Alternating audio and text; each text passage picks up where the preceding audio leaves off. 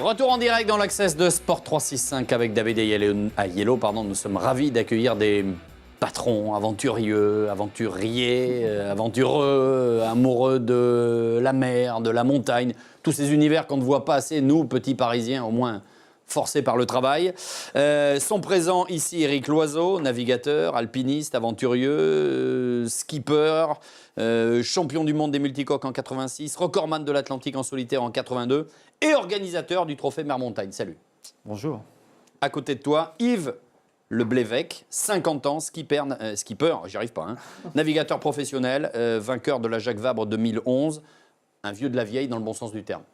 Ouais, si tu veux, si tu veux. Pas mal ça. Ouais, c'est bien, ouais. Vous avez des belles vies quand même les gars, quand je regarde ça. Alors Éric, vous venez à l'occasion du trophée Mer-Montagne, vous êtes déjà accueilli les années précédentes. Ce trophée date de 94, c'est toi qui as imaginé le concept. Tu peux nous le rappeler le concept d'ailleurs ? Le concept, c'est d'inviter pendant 4 jours dans une station de sport d'hiver l'élite de la montagne et de la mer. Donc, à part égale, 15 marins, 15 grands marins, 15 grands montagnards, auxquels, depuis quelques années, on adjoint les enfants du club des sports. Ce qui est, de la région, enfin de la station. De la station. Et donc, ça fait des équipes de 3 et une dizaine d'épreuves. Et beaucoup de rencontres et beaucoup d'échanges entre les marins et les montagnards et aussi avec le public. Puisque du coup, comme les enfants participent, les familles viennent. Et c'est un bon concept qui dure bien. Ce sera cette année du 18 au 21 janvier à la station de Corbier dans les Alpes, oui. Située dans le domaine de ski des Cybèles, c'est en Savoie. Vous pouvez nous dire ce qu'il y aura prévu exactement? Et est-ce que chaque station a ses particularités? C'est vrai, ça dépend un peu du front de neige, de la façon dont la montagne est faite. Mais de toute façon, on a toujours quand même une randonnée alpinisme importante. On a beaucoup de biathlon avec des vrais fusils.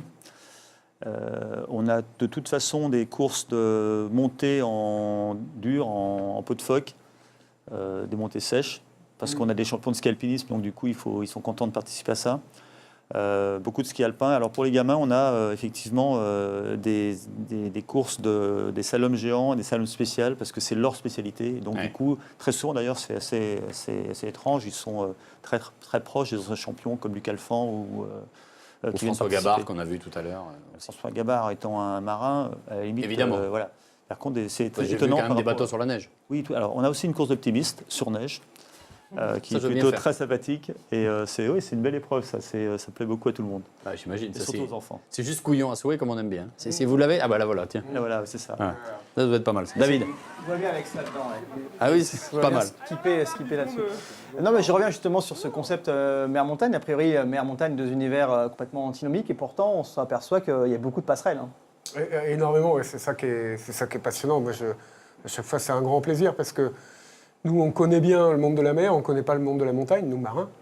Toi, tu le connais, hein, ça fait 10 fois que tu viens. Ouais, mais je finis par apprendre, mais je suis super humble par rapport à ça. C'est un monde qui peut être très, très, très hostile.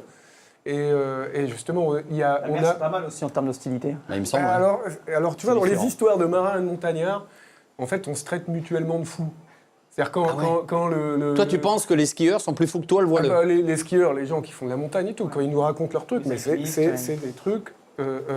rien que de raconter, on a peur, nous, marins. Et l'inverse, c'est vrai, quand nous, on raconte nos histoires de quotidien qui nous paraissent normales, les montagnards nous disent « mais attends, vous êtes malades ». En fait, alors que c'est juste un environnement dont chacun se sent complètement dans son élément. Oui, Eric?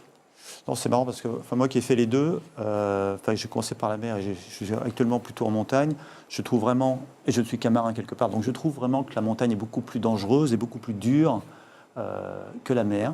Et d'ailleurs, c'est ce que dit Yves. La première fois, quand je racontais mes histoires de marins aux montagnards qui avaient fait des choses qui pour moi étaient complètement extraordinaires, ils me disaient « mais attends, vous êtes complètement fous les marins, quoi. Comment vous faites ?» Et effectivement, c'est deux mondes qui poussent à l'humilité. Vous êtes un peu tous jobards, quoi. Ouais, enfin, je pense qu'on est... Enfin, je dis ça, mais attention, c'est très préparé, très calculé. Alors, c'est des disciplines où on travaille énormément en amont et on travaille beaucoup la sécurité. Hein. Oui. Et la part de risque est parfaitement mesurée, en tout cas pour nous marins. La preuve, t'es là. Hein. Voilà. Et puis, je compte bien y rester. Enfin, pas sur le plateau télé, mais je compte bien revenir. Ok, on va regarder le teaser de cette année.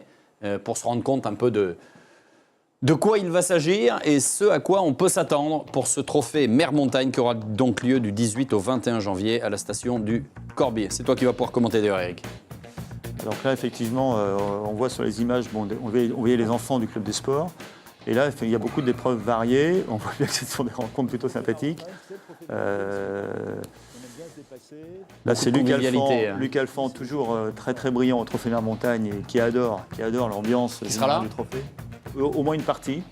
Il reviendra juste Paris-Dakar, donc il va forcément être là un moment. On le voyait Gabard tout à l'heure, Aurélien Ducrot, la pétanque. Et le ski, donc le ski alpin avec les jeunes du club des sports. Je pense que quand on quitte une station, ce qui nous regrette le plus, ce sont les enfants. Parce que c'est un peu comme si moi, à 10 ans, j'avais pu faire de la compétition avec Tabarly. Le fait pour un gamin de faire des compétitions avec Luc Alphand ou Aurélien Ducrot, pour un gamin qui a envie de faire du ski plus tard, c'est exactement ça. Ça, c'est génial. David. On va peut-être changer d'univers pour parler à Yves de sa récente participation à la Transat Jacques Vabre, en 2015. Ouais. Comment ça s'est passé? Quelle expérience? Pas top.